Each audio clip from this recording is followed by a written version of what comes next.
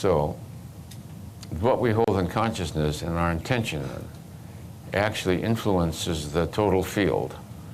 So what can we do for mankind? We can be the most forgiving, loving, understanding, compassionate, kind person we can be towards all of life. The reverence for all of life in all of its expressions.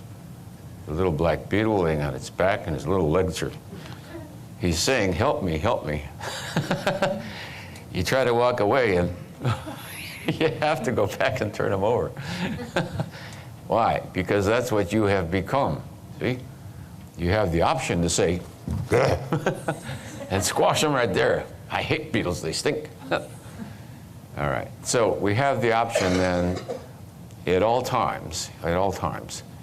And here we are on this planet, on this island, on some trajectory, a migration, evolutionary migration of our spirit.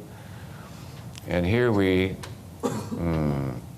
blessed by our attitude, all that we encounter.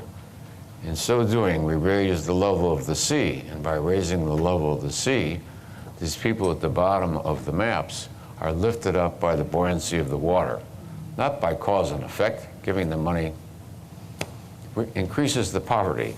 In Haiti, the more money you gave them, the worse the poverty got. No, it's not money. It's a matter of consciousness.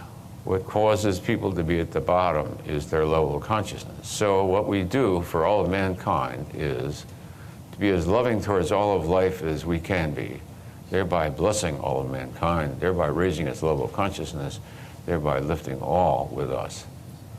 Amen.